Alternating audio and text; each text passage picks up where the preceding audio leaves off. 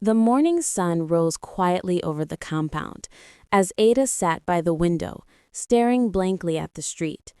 It had been 7 years since her wedding, and still no child's laughter filled their home. Every month came with hope and ended in silent tears. She had been to hospitals, herbal homes, and prayer meetings, but nothing worked. The doctor said she was fine. The pastors said she should keep believing. Yet deep inside, she felt like she was slowly breaking apart. Her husband, Emeka, tried his best to stay strong for her. He would wipe her tears and tell her that one day they would hold their baby. But Ada could see the pain in his eyes too. His family had started talking behind her back. His mother once said to her face, "A barren woman should not tie down a man's destiny." Those words cut deeper than a knife. Ada had no reply. She simply walked into her room and cried until her eyes burned. That night, as Emeka returned from work, he found her still awake. She told him she was tired, not just of waiting, but of being mocked by everyone. Emeka held her hand and said softly, "We will not give up, Ada. God has not forgotten us." She wanted to believe him, but fear had already taken a seat in her heart. She turned to the window again, looking out into the darkness. Somewhere in the distance, a baby cried. Her heart ached, but she whispered a short prayer, hoping that one day she too would hear that sound in her own house. The weeks that followed were harder than ever for Ada. Each Sunday, she forced herself to attend church, pretending everything was fine. But the women's gossip always found its way to her ears. Some whispered that maybe she had done something wrong in her past. Others said she was cursed. One even laughed and said she dresses like a mother but has no child to call her one. Those words stayed in her heart, repeating like a broken song. When she got home that day, Ada broke down completely. She tore off her headscarf and sat on the floor crying uncontrollably. Emeka rushed to her side, confused and scared. She told him she couldn't take it anymore, that everyone had turned her pain into entertainment. Emeka wrapped his arms around her and said, "Let them talk, Ada. They don't know what we're fighting through." His words comforted her, but only for a moment.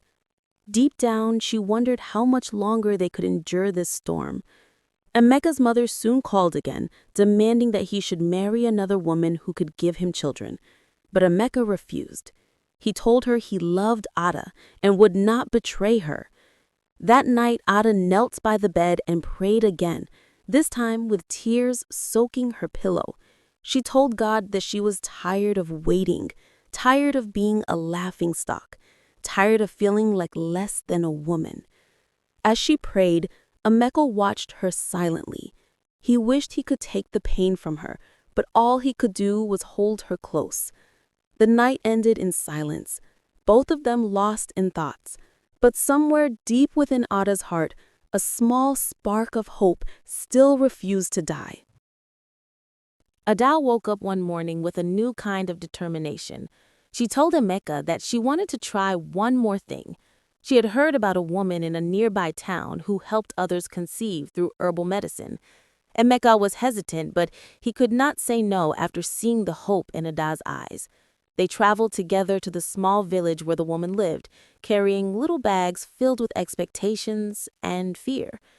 The herbal woman welcomed them kindly and gave Ada some roots and leaves to boil and drink. She said it would cleanse her womb and restore life. Ada followed every instruction faithfully. Days turned into weeks, and still nothing happened. The bitter taste of the herbs reminded her daily of her desperation. When her next period came, she sat quietly in the bathroom, staring at the blood. It felt like failure had come to greet her again.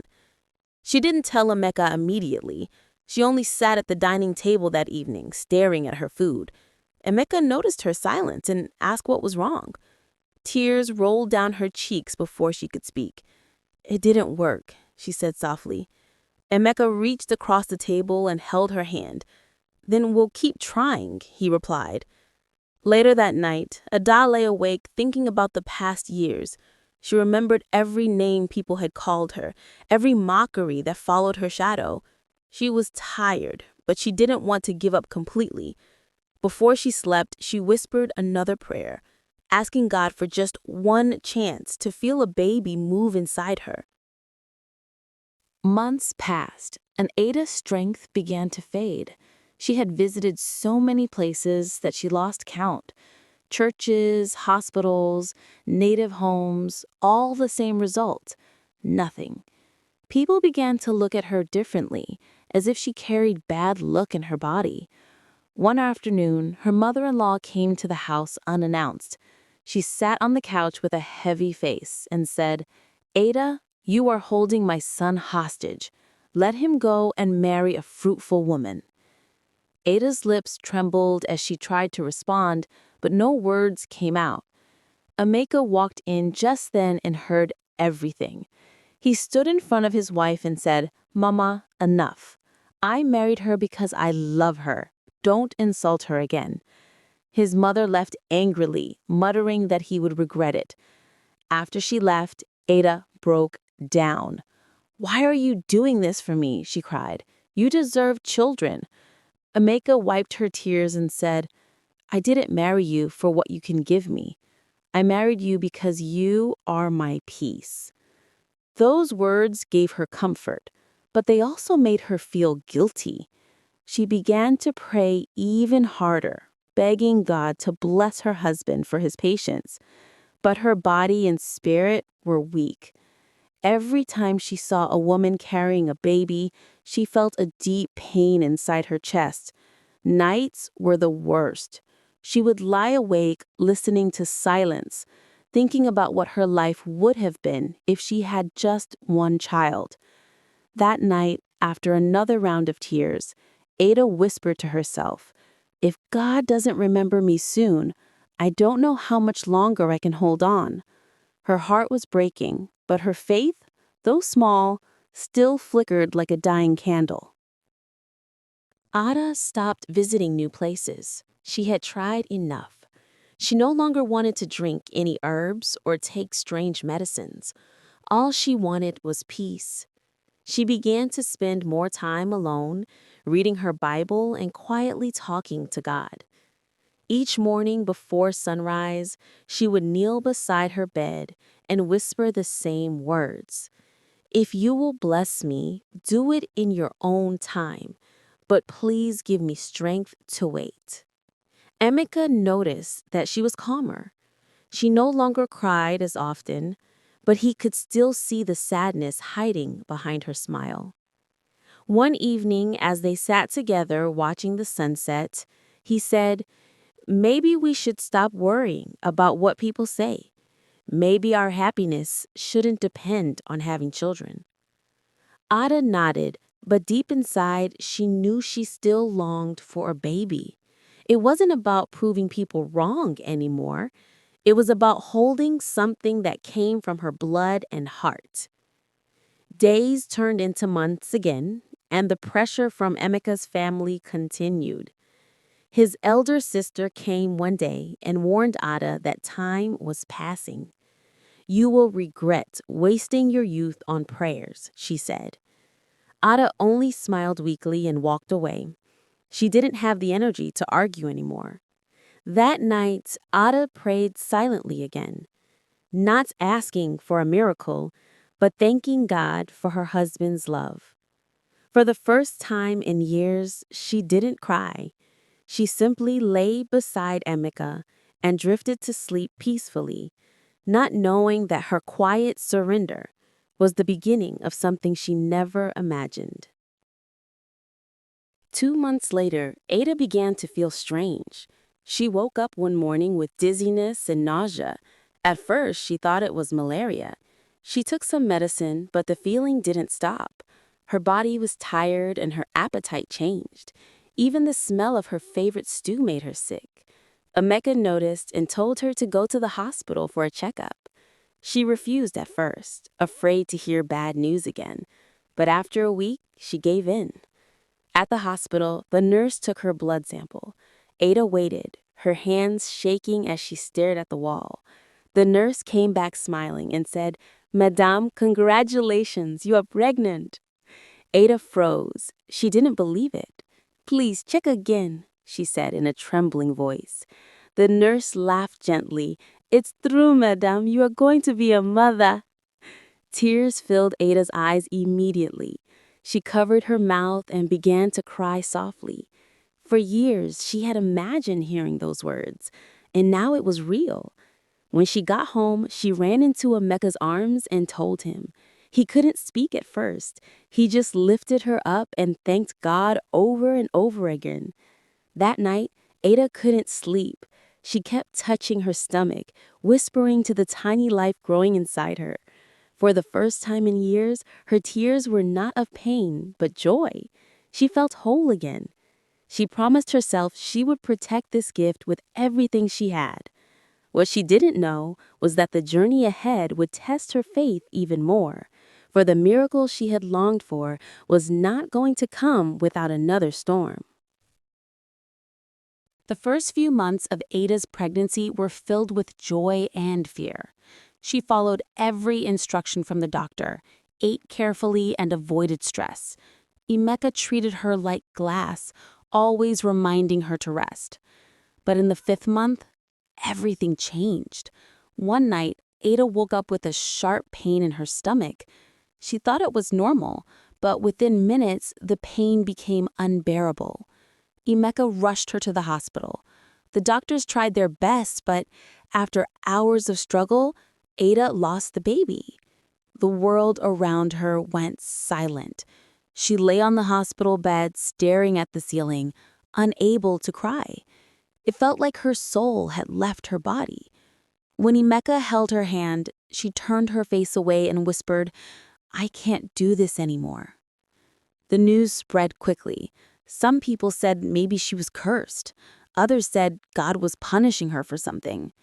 Ada stopped going outside. She didn't want to see anyone. She stayed in bed for days, barely eating or speaking. Emeka tried everything to comfort her, but she had built a wall around her heart. One evening, her pastor came to visit.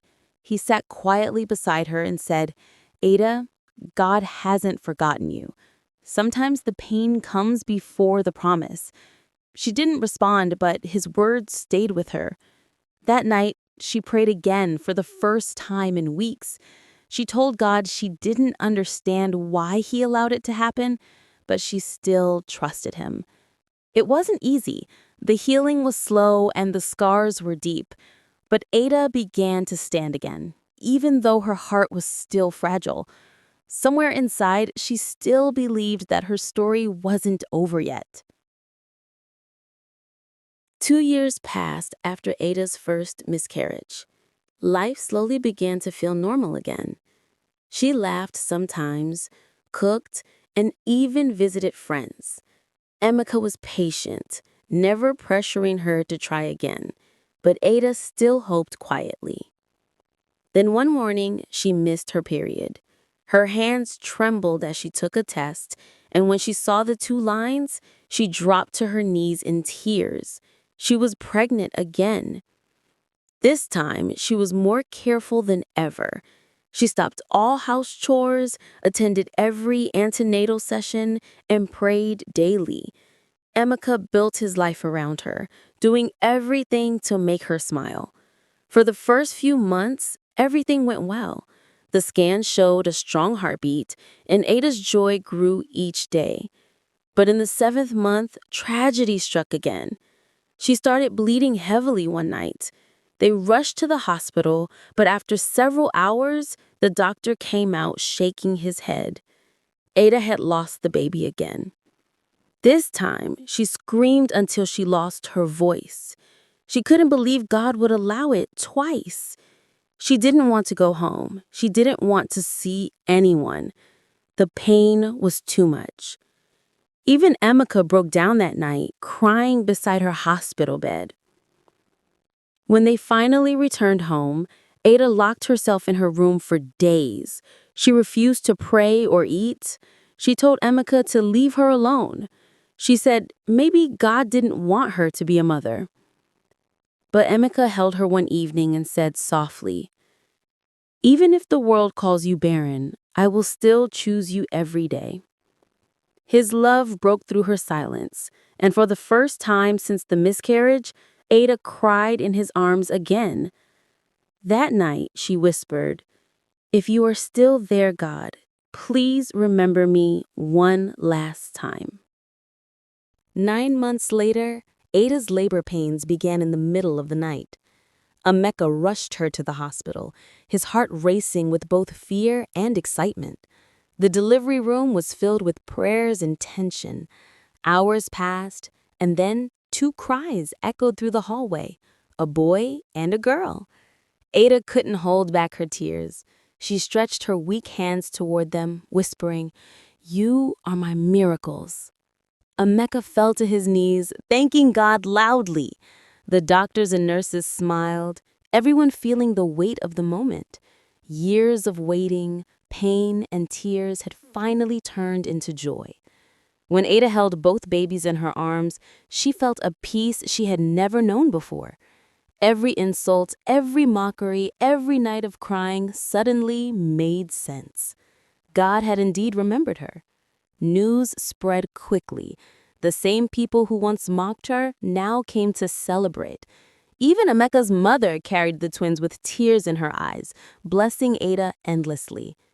Ada didn't feel bitterness, only gratitude. She had learned that waiting doesn't mean denial, and delay doesn't mean rejection. Weeks later, Ada stood in church with her family, holding her twins as they were dedicated. Her voice shook as she said, "To every woman waiting, never lose faith. I almost gave up, but God had His time for me." When she got home that day, she sat by the window, the same place where she once cried, and smiled. She whispered, "Thank you, Lord. You made everything beautiful in your time." Moral lesson: never give up, no matter how long the wait or how painful the journey. When life delays your joy, it's not to punish you, but to prepare you. Faith, patience, and love can turn tears into testimonies. If this story touched your heart, don't forget to like, subscribe, and share this video. Someone out there needs to hear this message of hope and faith.